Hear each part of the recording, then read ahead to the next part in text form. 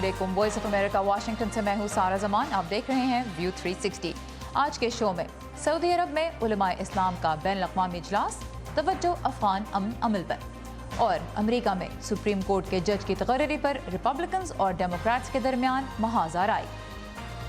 आज के शो में और किन मौज़ूआत पर हम आपके लिए रिपोर्ट्स लेकर आए हैं, देखते हैं उसकी एक झलक। यह है वॉइस ऑफ अमेरिका की पेशकश view 360।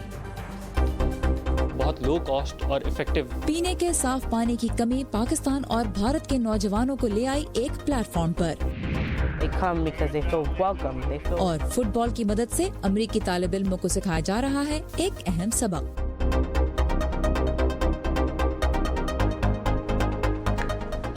Organisation of Islamic cooperation के तहत दुनिया भर से ताल्लुक़ रखने वाले मुस्लिम उलमा का 2 रोज़ा इजलास आज से सऊदी अरब के शहर जद्दा में शुरू हुआ है, जिसमें अफ़गान जंग के खात्मे और तालिबान को मुज़ाकरात पर आमादा करने के लिए मुशावरत की जाएगी।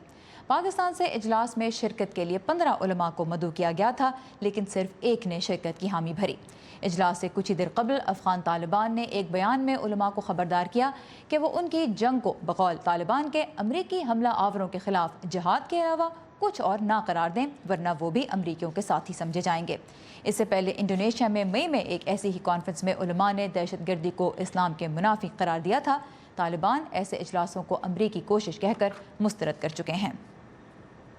और इससे पहले अमरीकी वज़ीर ख़ारिजा माइक पॉम्पेओ ने कल अफ़गानिस्तान का गैर एलानिया दौरा किया, जिस मौके पर उन्होंने सदर अशरफ गनी की जानिब से तालिबान के साथ मुज़ाकरात की कोशिशों की हिमायत की और इस अमल में अमरीका की शमूलियत की यकीन दहानी भी करवाई।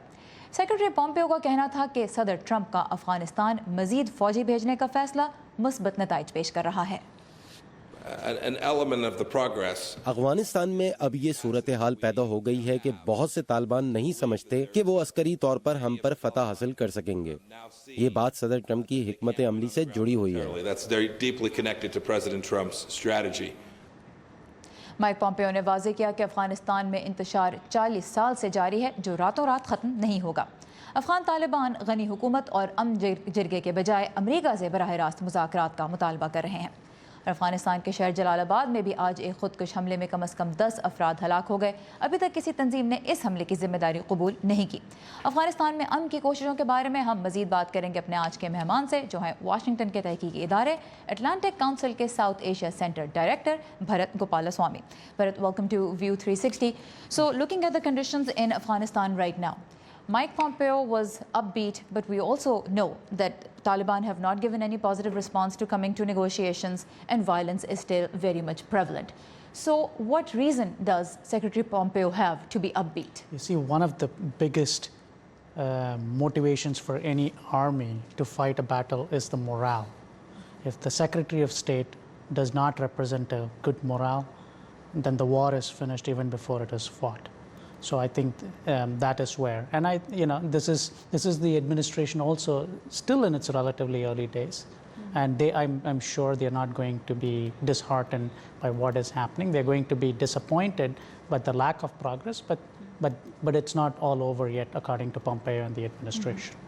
सो भरत कहते हैं कि माइक पॉम्पेओ का मकसद बुनियादी तौर पर यह था कि वो एक बुलंद मोरल शो कर सकें, क्योंकि अगर ऐसा नहीं होगा तो फिर उससे मायूसी की फ़िज़ा कायम होगी, और अभी जो ट्रंप इंतज़ामिया है वो भी नहीं है और उनकी जो हिकमत अमली है वो भी नहीं है, तो फ़िलहाल वो इसके बारे में मुस्बत तासुर ही पैदा करना चाहते हैं। आज हम देख रहे हैं सऊदी अरब में एक कॉन्फ्रेंस हो रही है, पाकिस्तान की तरफ से बड़ी पार्टिसिपेशन उसमें नहीं हो रही, और उसके अलावा जो बड़ी बात ये देखी कि तालिबान ने उसको रिजेक्ट कर दिया। ये दूसरी कॉन्फ्रेंस है इस तरह की, पहले इंडोनेशिया में भी हुई थी, तो फिर इन कॉन्फ्रेंसेस का क्या फ़ायदा हो सकता है, क्या असर होगा अगर तालिबान रिजेक्ट कर देते हैं? There are two dimensions to this. एक जंग जो लड़ा जा रहा है उसमें एक रिलीजियस डायमेंशन है, और ये रिलीजियस डायमेंशन की कॉन्शियस एक्सप्लॉयटेशन करने की कोशिश कर रहे हैं। और सेकंड जो इम्पॉर्टेंट फैक्टर है, देखिए अभी रिसेंटली पाकिस्तान को FATF ग्रे लिस्ट में प्लेस किया गया था। So there is an international diplomacy, और सऊदी अरेबिया जो कि US एलाई है उसने लीड लिया है कि ये डिप्लोमेसी हम करके देखें, हम कोशिश करके देखें। तो ये कोशिश आते रहेंगे. जस्ट बिकॉज तालिबान ने आज रिजेक्ट कर लिया इसका मतलब कभी नहीं है कि तालिबान कभी नहीं और चाहेंगे. एक तरह से तालिबान से ज़्यादा उनके लिए मीनिंगफुल है जो कॉन्फ्रेंसेस करवा रहे हैं, राइट.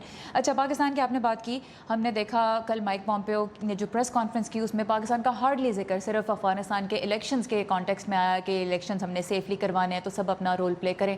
फिर पॉम्पेओ साहब का ना तो कोई प्लान नज़र आ रहा है पाकिस्तान जाने का, ना उन्होंने इस ट्रिप में कोई स्टॉप ओवर लिया. पाकिस्तान के लिए क्या पैगाम है? आई थिंक जो सिग्नल अभी तक जो एडमिनिस्ट्रेशन की स्ट्रैटेजी है वो पाकिस्तान के ऊपर हार्ड लाइन परस्यू करने की स्ट्रैटेजी है, और दिस इज़ कंसिस्टेंट कि जो माइक पॉम्पेओ कर रहे हैं ऐसे सिग्नल्स दे रहे हैं कि अभी तक हाई लेवल विजिट नहीं, क्योंकि इतने हाई लेवल विजिट हो चुके हैं काबुल के साथ. अभी तक जब पॉम्पेओ जाएंगे तभी उनको वापस he has to show sizeable progress. Okay, तब तक वो नहीं रहेगा, तब तक नहीं जाएंगे. तब तक वो पाकिस्तान नहीं जाएंगे जब तक वो अफगानिस्तान में कुछ मेजर प्रोग्रेस नहीं शो कर सकते. नेटो का समिट कल से शुरू हो रहा है ब्रसल्स में. अफगानिस्तान के सदर भी वहाँ जा रहे हैं और ज़ाहिर है वो इस मामले के ऊपर मज़ीद बात भी करेंगे. नेटो के लिए इस वक्त क्या इंपॉर्टेंट है अफगानिस्तान के कॉन्टेक्स्ट में, किस चीज़ पे फोकस करना चाहिए? आई थिंक अफगानिस्तान अभी मेरे ख्याल से इन द नेटोस एजेंडा सेकंड या थर्ड एजेंडा आइटम होगी. नेटो की फंडामेंटल एजेंडा जो है आज उसकी ट्रांस अटलांटिक सिक्योरिटी और trans Atlantic alliance is dominating NATO agenda. जैसे ट्रंप ने ट्रूडो को ट्रीट किया, मैक्रोन को ट्रीट किया और एंगेला मर्कल को ट्रीट किया. इमिग्रेशन की क्राइसिस चल रही है, ब्रेग्जिट की क्राइसिस चल रही है, और नेटो के बाद ट्रंप जा रहे हैं लंदन के बाद Helsinki. Not in this order but ये जो इम्पोर्टेंट मीटिंग्स जो आ रहे हैं, I think the first and important meeting जो है सब all eyes will be on Helsinki. Kabul आएगी नीचे. ठीक है, तो अमेरिका और जो यूरोपियन यूनियन के और नेटो के अपने जो रिलेशंस हैं वो ज़्यादा इंपॉर्टेंट हैं और अफगानिस्तान थोड़ा नीचे है एजेंडा पे. Bharat Gopalaswamy, thank you very much आपके वक्त का और आपके इंसाइट का. Really appreciate this. Thank you. और अब कुछ बात करते हैं अमेरिका के अंदरूनी मामलात की. यहाँ अमेरिकी सदर डोनाल्ड ट्रंप ने सुप्रीम कोर्ट में खाली होने वाली नशिस्त के लिए एक क़दामत पसंद जज का इंतखाब किया है. अमेरिकी सुप्रीम कोर्ट के जज की तकर्री बहुत अहम मामला है क्योंकि वो इस ओहदे पर उम्र भर के लिए फायज होते हैं. उनके फैसले अमेरिका में माजी और मुस्तकबिल के कवानीन को मुतासर करते हैं, जिससे अमेरिकी मुआशरे की सिमत पर भी गहरा असर पड़ता है. और सुप्रीम कोर्ट के जजों की तकर्री के ज़रिए सदर भी मुल्क पर हमेशा के लिए अपनी छाप छोड़ जाते हैं. इसलिए हर नए जज को मुकर्रर करने का अमल क़दामत पसंद रिपब्लिकन पार्टी और उनकी मुखालिफ डेमोक्रेटिक पार्टी के दरमियान एक जंग की तरह होता है. तो मज़ीद तफसीलात के लिए हम चलते हैं साकिब उल इस्लाम के पास. साकिब, ये बताइए सदर ट्रंप ने इस ओहदे के लिए किन को नामज़द किया? ये सारा सदर ट्रंप की सदारत में वो मरहला जिसमें उनको वो एक ऐसा फ़ैसला उन्होंने लिया है जिसके असरात आने वाले कई दहाइयों तक नज़र आते रहेंगे. अमेरिका में उन्होंने रिटायर होने वाले जज एंथनी कैनेडी की जगह जज ब्रेट कैवेनाव को नामज़द किया है, जिनका ये जो क़दामत पसंद जज समझे जाते हैं. उनकी नामज़दगी के मौके पर सदर ट्रंप का क्या कहना था और फिर दोनों बड़ी जमातों की तरफ से इस पर क्या रद्द-ए-अमल आया है, आइए देखते हैं. सदर ट्रंप ने जज ब्रेट कावनाव की नामजदगी का ऐलान करते हुए उन्हें एक मोतबर रहनुमा करार दिया. जज कावनाव हार्वर्ड, येल और जॉर्जटाउन यूनिवर्सिटियों में पढ़ा रहे हैं.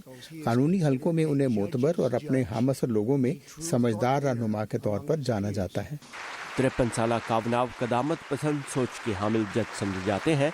पिछले 12 साल में वो जहां एक तरफ कानूनी तौर पर इंतहाई मुतहर्रिक रहे हैं, वहीं आला सतही सियासत समेत कुछ तनाज़ात का शिकार भी हुए. अगर सेनेट ने मेरी तौसीक कर दी तो मैं हर केस पर खुला जहन रखूंगा और हमेशा अमरीकी आइन की पासदारी और कानून की बालादस्ती के लिए कोशिश करूंगा. जज कावनाव कैथोलिक ईसाई के तौर पर भी जाने जाते हैं और उनकी इसकाते हमल के बारे में सोच पर अमेरिका की दोनों जमातों खुसूसन डेमोक्रेटिक पार्टी की तरफ से तहफ़्फ़ुज़ात सामने आते रहे हैं.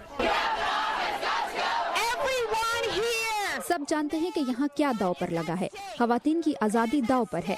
हमारी अपने फैसले खुद करने की आज़ादी, कि हम ये तय करें कि हमें कब और कितनी औलाद चाहिए. लेकिन माहिरीन का ख्याल है कि इन तहफ़्फ़ुज़ात के बावजूद जज ब्रेट कावनाव की तौसीक में मुश्किलात की कोशिशें कामयाब नहीं होंगी. अब नामजदगियों में हैरान कुन चीज़ें कम हो रही हैं. तौसीक की समातों में खिलाफ तवक्का बातें कम ही होती हैं. तो इस अमल में ताख़ीर ही एक ऐसी चीज़ है जो डेमोक्रेटिक रहनुमा कर सकते हैं. ताहम मुबसरीन ब्रेट कावनाव की नामजदगी की तौसीक के दौरान सेनेट में कशमकश की पेशन गोई जरूर करते हैं, क्योंकि डेमोक्रेटिक अरकान सेनेट का कहना है कि वो सुप्रीम कोर्ट को قدامت پسندی کی طرف جانے سے روکنے کی ہر ممکن کوشش کریں گے۔ بہت ہی اہم مسائل کا معاملہ ہے، لوگوں کا منظم ہونے کا حق، ووٹ دینے کا حق، سیاست میں کالے دھن کے تباہ کن اثرات کا معاملہ اور امریکیوں کا اپنی مرضی سے شادی کرنے کا حق۔ دونوں جماعتوں کی طرف سے آنے والا رد عمل خلاف توقع تو نہیں، لیکن دیکھنا یہ ہے کہ کیا ڈیموکریٹس وسط مدتی انتخابات تک اس نامزدگی کی توثیق کو روک پائیں گے۔ اور جو بریٹ کیوناو ہیں ان کے 12 سالہ لیگل کریئر کے بارے میں ہم نے کچھ باتیں دیکھی۔ اس کے علاوہ یہ بات بھی اہم ہے کہ جو بریٹ کیوناو ہیں انہوں نے صدر کلنٹن کی مواخذے کے تحقیقات میں بھی کام کیا تھا، اور اس انٹرن کے ساتھ ان کے تعلقات کی جو ابتدائی تحقیقات تھی اس پہ کام کیا، اور اس کے علاوہ وہ صدر جارج ڈبلیو بش کی جیت میں اہم کردار ادا کرنے والی فلوریڈا ریاست کی دوبارہ جو گنتی ہوئی تھی سال 2000 کے الیکشن میں، اس میں بھی بریٹ کیوناو جو تھے وہ شامل رہے ہیں۔ تو ریپبلکن پارٹی کے لیے بھی یہ اہم ہے کہ جو بریٹ کیوناو ہیں ان کی توثیق جتنی جلدی ہو ممکن اس کو وہ ممکن بنا سکیں۔ رائٹ، ثاقب الاسلام ہمارے ساتھ تھے کیپٹل ہل سے۔ ثاقب، ان تفصیلات کے لیے شکریہ۔ اور جیسا کہ ہم نے دیکھا، بریٹ کیوناو واضح طور پر ایک قدامت پسند ٹریک ریکارڈ رکھنے والے جج بنیں گے۔ ان کے آنے سے سپریم کورٹ کیسے بدلے گا یہ دیکھتے ہیں، کیونکہ امریکی سپریم کورٹ کا بینچ 9 ججز پر مشتمل ہے، ان میں سے 4 لبرل اور 5 کنزرویٹو ہیں، یعنی اس وقت قدامت پسندوں کا پلڑا دیکھا جائے تو بھاری ہے۔ لیکن جسٹس اینتھنی کینیڈی بعض معاملات پر لبرلز کے ساتھ اتفاق بھی کر چکے ہیں، یہ ایک طرح سے سپریم کورٹ کا سوئنگ ووٹ سمجھے جاتے تھے۔ تو بریٹ کیوناو کی نامزدگی اگر منظور ہو جاتی ہے تو سپریم کورٹ کا جھکاؤ مضبوطی سے قدامت پسندی کی جانب ہو جائے گا۔ صدر ٹرمپ کے لیے حالات اس لحاظ سے غیر معمولی ہیں کہ وہ سپریم کورٹ کے لیے دوسری مرتبہ جج نامزد کر رہے ہیں۔ اوباما دور کے اختتام پر جب جسٹس اینٹونین سکلیا کی وفات سے نشست خالی ہوئی تھی تو ریپبلکنز نے نئے جج کی تقرری الیکشن کے بعد تک کے لیے کامیابی سے روکے رکھی، جس سے نیا جج نامزد کرنے کا موقع صدر ٹرمپ کو مل گیا اور انہوں نے قدامت پسند جسٹس نیل گورسچ کا انتخاب کیا۔ پاکستان میں 2 ہفتے بعد ہونے والے انتخابات میں فوج کا کیا کردار ہے، اس بارے میں D G I S P R major general Asif Ghafoor نے آج میڈیا کو بریفنگ دی۔ اور دوسری جانب پاکستان کے انتخابات میں حصہ لینے والی 2 اہم جماعتیں پی ٹی آئی اور پی ایم ایل این کے منشور بھی سامنے آ چکے ہیں۔ انتخابات سے متعلق اہم معلومات اور تجزیوں کے لیے آئیے ہماری ویب سائٹ urduvoa.com پر، جہاں 2018 الیکشن کے نام سے ایک خصوصی پیج ہم نے آپ کے لیے تشکیل دیا ہے۔ ترکی میں آج کا دن ایک نئے نظام کے ساتھ شروع ہوا۔ صدر رجب طیب اردوان نے صدارتی نظام کے تحت عہدے کا حلف اٹھانے کے بعد نئی کابینہ میں وزیر خزانہ کا عہدہ اپنے داماد کو سونپ دیا ہے، جس کے بعد ترک لیرہ کی قدر میں مزید کمی آئی ہے۔ ملک میں 2016 کی ناکام فوجی بغاوت کے بعد صدر اردوان نے پچھلے سال ایک ریفرینڈم کے ذریعے صدارتی نظام منظور کروایا تھا۔ اس بغاوت میں حصہ لینے کے شعبے میں ہزاروں سرکاری ملازمین برطرف کیے جا چکے ہیں، جبکہ کئی 100 کے خلاف مقدمات چلائے جا رہے ہیں۔ ناقدین کا کہنا ہے کہ اس نئے صدارتی نظام کے تحت صدر اردوان کو حکومت پر بہت زیادہ کنٹرول حاصل ہو گیا ہے۔ اردوان 2003 سے مسلسل اقتدار میں ہیں۔ دنیا بھر سے ملنے والی کچھ اور اہم خبروں کی جھلکیاں دیکھتے ہیں آج کے ورلڈ ویو میں۔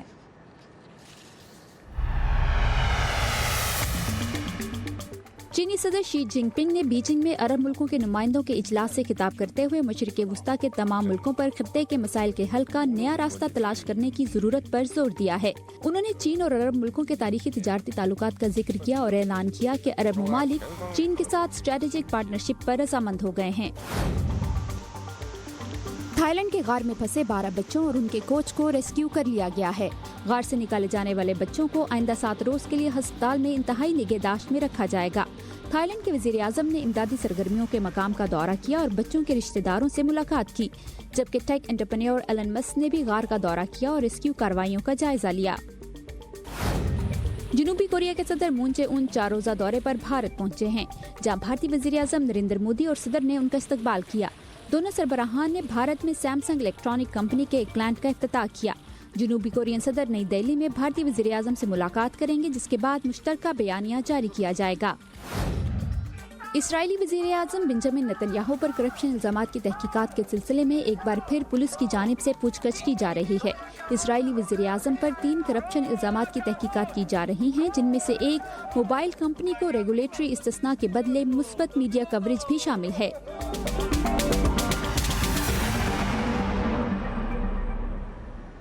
پاکستان میں پینے کے پانی کی کمی کا مسئلہ دن بدن بڑھ رہا ہے۔ جو پانی پہلے 40 سے 60 فٹ زیر زمین دستیاب ہوتا تھا، بہت سے علاقوں میں 300 سے 400 فٹ نیچے تک جا چکا ہے اور بہت سا پانی آلودہ بھی ہے۔ اس مسئلے کے حل کی کوشش میں پاکستان، بھارت، بیلجیم اور فلسطین کے کچھ نوجوان ایک پلیٹ فارم پر جمع ہوئے ہیں۔ تفصیلات دیکھتے ہیں اس رپورٹ میں۔ ماہرین کہتے ہیں کہ پاکستان 2025 میں پانی کی قلت کا شکار ہو جائے گا، لیکن اس سرزمین پر بسنے والے تو ابھی سے اس کے نتائج بھگتنا شروع ہو گئے ہیں۔ لاہور جیسے بڑے شہر کے بیشتر علاقوں میں پانی کی لوڈ شیڈنگ عام ہے۔ یہی نہیں، گھروں میں آنے والے پانی کے آلودہ ہونے کے باعث بہت سے شہریوں کو مختلف علاقوں میں لگے فلٹر پلانٹس کا رخ پانی کے لیے کم از کم مجھے کچھ 4-5 کلومیٹر فاصلہ طے کرنا پڑتا ہے گھر سے لے کے۔ مختلف اپنا فلٹرز جو لگے ہوئے ہیں ان پہ جاتا ہوں ڈھونڈنے کے لیے کہ کوئی فلٹر کھلا ہوا ہے پانی کے لیے۔ سرکاری پانی آ رہا ہے وہ تقریباً ناقص اور گندا ہوتا ہے، بعض کا تو صاف مٹی نظر آتی ہے، اس میں گندگی غلاظت نظر آتی ہے۔ Ali Manan Tirmizi Lahore university of management sciences سے الیکٹریکل انجینئرنگ کی ڈگری حاصل کر رہے ہیں۔ 2017 میں وہ اور ان کی پاکستانی ساتھی Iqra Nadeem young sustainable impact programme کے ذریعے بیلجیم کی ڈیانا، فلسطین کی ڈالیا اور بھارت کے ابھیشیک نامی 3 انٹرپرینیورز سے ملے اور صاف پانی کے مسئلے کے حل کے لیے مل کر کام کرنے کا فیصلہ کیا۔ تمام کو فاؤنڈرز اور 30 رضاکار اپنے اپنے ممالک سے اپنی صلاحیتوں کو استعمال کرتے ہوئے اس پروجیکٹ پر کام کر رہے ہیں۔ بہت لو کاسٹ اور افیکٹو فلٹر بنایا ہے جو کہ بہت آسان ہے اس کو استعمال کرنا۔ کرنٹ جو ہمارے پاس ماڈلز ہیں اس کے وجہ سے جو بیکٹیریا ہے وہ ریموو ہو جاتا ہے۔ ہم ابھی مزید کام کر رہے ہیں کہ جو وائرسز کو بھی ریموو کر سکے۔ ہم گورنمنٹس NGOs کے ساتھ کولیبریٹ کر کے ان کے ساتھ مل کے اس کی فنڈنگ کا طریقہ نکال کے پھر اس کے بعد اس کو ان لوگوں تک پہنچائیں گے جو غریب آدمی ہیں اس کے لیے مفت ہے۔ جو انڈر پریویلیج کمیونٹیز ہیں جہاں پہ واٹر اینڈ سینیٹیشن کی جو مین اسٹریم سورسز ہیں، ریسورسز ہیں، وہ نہیں پہنچ سکتی، ہم ان کو ٹارگٹ کریں گے کیونکہ ہمارا پروجیکٹ جو ہے وہ ڈی سینٹرلائز سسٹم ہے کہ کوئی بھی اپنے گھر میں لگا کے پانی کو پینے کے قابل بنا سکتا ہے۔ لاہور میں کام کرتی عبد المنان ترمزی کی ٹیم چیڑ کی درخت کی ٹہنیوں کو استعمال میں لاتے ہوئے فلٹر یونٹ ڈیزائن کر رہی ہے۔ ایسی برانچ کا سائز چاہیے جو کہ ایٹ لیسٹ اتنا ہو جس کے اندر ہمارے پاس زائلم ویسلز کے بنڈلز پائے جائیں۔ اس کو ہم اپنے 2 سے 3 سینٹی میٹر کی کارٹلیجز کاٹتے ہیں۔ سب سے پہلے بوائلنگ واٹر، پھر ایتھنول اور پھر اس کے بعد اس کو اوور نائٹ سٹے 2 سے 3 دنوں کا ٹوٹل یہ پروسیس ہے۔ اس کے بعد ہم اس کی زائلم ویسلز کو انٹیکٹ رکھتے ہیں۔ پھر یہ بیسکلی ہمارا مین کارٹلیج ہے جس کے تھرو ہم نے آگے فلٹر کرنا ہے۔ پانی کی قلت کے مسئلے کی سنگینی کے باعث اب پاکستان میں بہت سے طالب علموں کی تحقیق کا محور پانی سے منسلک مسائل بن رہے ہیں، جن کے حل کے لیے وہ نئے اور کارآمد آئیڈیاز پر کام کر کے قطرہ قطرہ دریا بنانے کی کوشش کر رہے ہیں۔ شامی پناہ گزینوں کو درپیش بہت سی مشکلات کے درمیان ان کا بھی ایک مسئلہ دب کر رہ گیا ہے، اور وہ ہے پناہ گزینوں کے کیمپوں میں کوڑے کرکٹ کے ڈھیر کا مسئلہ۔ اردن کے ریتلے علاقے زاتاری میں 2012 سے شامی پناہ گزینوں کے لیے ایک کیمپ آباد ہے جہاں روزانہ منو کوڑا پیدا ہوتا ہے۔ ایک بین الاقوامی تنظیم کے تعاون سے اب ایک ایسا پروگرام کامیابی سے چلایا جا رہا ہے جس کے ذریعے کچرے کے ڈھیر کم اور پناہ گزینوں کے لیے روزگار کے مواقع زیادہ پیدا ہو رہے ہیں۔ تفصیلات دیکھتے ہیں اس رپورٹ میں۔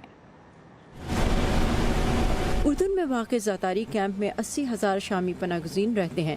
آکسفیم نامی غیر منافع بخش تنظیم نے یہاں پھیلے کوڑے کو دوبارہ استعمال کرنے اور اس کے ذریعے پناہ گزینوں کو باعزت روزگار فراہم کرنے کا ایک پروگرام شروع کیا ہے۔ سال 2015 کے شروع میں آکسفیم نے ریسائکلنگ کا ایک ابتدائی پروگرام پیش کیا تھا جس کا مقصد کوڑے کے مسئلے کو کم کرنے اور شامی پناہ گزینوں کے لیے نوکریاں پیدا کرنا تھا۔ یہ منصوبہ پورے کیمپ کے لیے تھا، لیکن پھر اس منصوبے کی راہ میں رکاوٹیں آ گئیں۔ کیمپ کے ایک پناہ گزین کا کہنا ہے کہ پروگرام میں شرکت کرنے والوں کو مناسب مدد اور رہنمائی نہیں مل رہی تھی۔ منصوبے کے آغاز میں ہمیں کئی مسائل کا سامنا رہا۔ وہاں مشینیں اور کسی قسم کی کوئی مدد نہیں تھی۔ 3 ماہ کے بعد ہمیں بتایا گیا کہ اس منصوبے کو روک دیا جائے گا۔ 3 مہینے بعد ہی یہ منصوبہ ختم ہوتا نظر آ رہا تھا، لیکن پھر 2017 میں آکسفیم نے پناہ گزینوں کے لیے گیلے اور خشک کوڑے کو الگ کرنے سے متعلق ایک آگاہی مہم شروع کی۔ ہم کام کرتے ہیں، اسے بیچتے ہیں اور پیسے کماتے ہیں۔ ہم 1 سال تک بغیر کسی مدد اور تنخواہ کے کام کرتے رہے. خدا کا شکر ہے ہمارا پروجیکٹ کامیاب ہو گیا. سال 2017 میں اپریل اور مئی کے دوران یہاں کوڑے سے 250 ٹن قابل استعمال اشیاء اکٹھا کی گئی. یہاں زمین میں دبائے جانے والے کچرے کی مقدار میں بھی 20% تک کمی آئی ہے.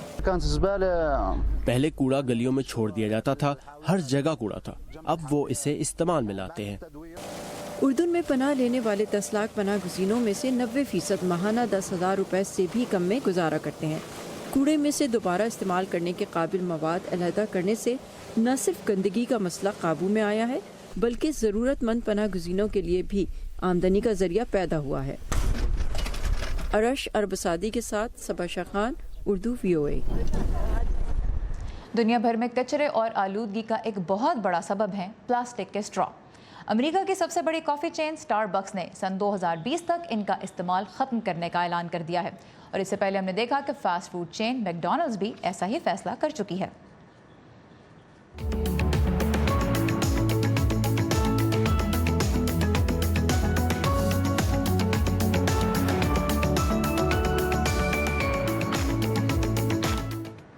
روس میں جاری فٹ بال ورلڈ کپ پر آج کل بچوں اور بڑوں سبھی کی نظریں جمی ہیں. ہو سکتا ہے کچھ بچوں کو ڈانٹ بھی پڑتی ہو کہ وہ بہت زیادہ وقت میچز دیکھنے میں لگا رہے ہیں، لیکن ٹیم کی صورت میں کھیلے جانے والے کھیلوں سے بچے کچھ اہم سبق بھی سیکھتے ہیں. سب سے اہم مل کر ایک مقصد کے لیے کام کرنے کا سبق، اور یہی پیغام ہے DC اسکور کا. تو آج کے ایجوکیشن سیگمنٹ میں چلتے ہیں کھیل کے میدان میں. DC اسکور میں ساکر کے کھیل کے ذریعے شرکت کر کے یہ 8 سے 15 سال کے طالب علم جو سب سے اہم چیز سیکھ رہے ہیں وہ ہے ٹیم ورک اور لیڈرشپ. یہ غیر منافع بخش ادارہ واشنگٹن کے تمام ایلیمنٹری اور مڈل سرکاری اسکولوں میں اسکول کے بعد پروگرام چلاتا ہے جس سے ضرورت مند بچوں کو ایکٹیو رہنے اور دوست بنانے میں مدد ملتی ہے. یہ پروگرام مفت ہے اور اس کے پرائیویٹ اسپانسر ہیں. وہ یہاں آتے ہیں کیونکہ وہ اپنی اہمیت محسوس کرتے ہیں، وہ خوشی محسوس کرتے ہیں. وہ سارا دن ٹی وی نہیں دیکھتے یا ناقص خوراک نہیں کھاتے. یہاں پر ان کے پاس ٹائم ہوتا ہے کہ وہ ورزش کریں اور دوست بنائیں. اینا گالیز 9 برسوں تک DC اسکور کے ساتھ رہی ہیں، پہلے ایک اسٹوڈنٹ کی حیثیت سے اور بعد میں ایک سہولت کار کی حیثیت سے. اپنے تجربے کی بنیاد پر وہ بتاتی ہیں کہ اس مفت پروگرام میں شرکت کے آغاز میں اکثر بچے پرجوش نہیں ہوتے، لیکن وقت کے ساتھ ساتھ چیزیں تبدیل ہوتی ہیں. ان کے ساتھ زیادہ کام آپ کو بال پاس کرنے کا ہی کرنا ہوتا ہے. بال پاسنگ کے دوران آپ کو بات چیت کے بغیر ہی اپنا مطلب دوسرے تک پہنچانا ہوتا ہے. میں محسوس کرتی ہوں کہ وہ تھوڑا تھوڑا کر کے سیکھتے ہیں کہ کمیونیکیشن کیسے کرنی چاہیے. اس پروگرام کا مقصد فٹ بال کے ہنر سیکھنا ہے، لیکن یہ بھی یقینی بنانا ہے کہ بچے تفریح بھی کریں جس سے ان کی تعلیمی اور سماجی صلاحیتوں میں بھی بہتری آتی ہے. ذہنی طور پر اس سے رویہ مثبت رہتا ہے. جب ہم شوٹنگ ڈرل یا پیسنگ ڈرل کرتے ہیں اور وہ کہتے ہیں میں بال لے سکتی ہوں، اور آپ جانتے ہیں کہ اس کا ایک طریقہ ہے. میدان سے لے کر کلاس تک کچھ بچے پہلے ہی اس ٹیم کا حصہ ہونے پر خوش ہیں. مجھے فٹ بال پسند ہے. جیسے ہی آپ سیٹی کی آواز سنتے ہیں آپ کا دل دھڑکنا شروع ہو جاتا ہے اور پھر آپ کا جسم حرکت میں آ جاتا ہے. اس سے مجھے دیگر لوگوں کو یہ بتانے کا موقع ملتا ہے کہ وہ نہ صرف ساکر میں اچھے ہو سکتے ہیں بلکہ ایک انسان کی حیثیت سے بھی اچھے بن سکتے ہیں. تقریباً 25 برسوں سے DC اسکور نے یہ ثابت کرنے کی کوشش کی ہے کہ یہ ساکر پروگرام نہ صرف بچوں کو ایکٹیو رکھتا ہے بلکہ ان کی توجہ، سماجی رویے اور گریڈ بھی بہتر ہوتے ہیں اور انہیں ایک اچھا انسان بناتے ہیں. کرسٹینا اسمتھ کی رپورٹ کے ساتھ نیلوفر مغل، اردو VOA. گرمیوں کا موسم تو ویسے بھی امریکہ میں تفریح کا موسم ہوتا ہے، اور کچھ جگہوں پر ایسے انوکھے کھیل کھیلے جاتے ہیں کہ لوگ دیکھ کر ہی حیران ہو جاتے ہیں.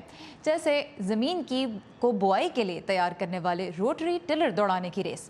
یہ ریس ریاست آرکینسا میں پچھلے 30 سال سے منعقد کی جا رہی ہے، اور 60 میٹر کا ٹریک کچھ لوگ تو صرف 10 سیکنڈ میں ہی عبور کر لیتے ہیں.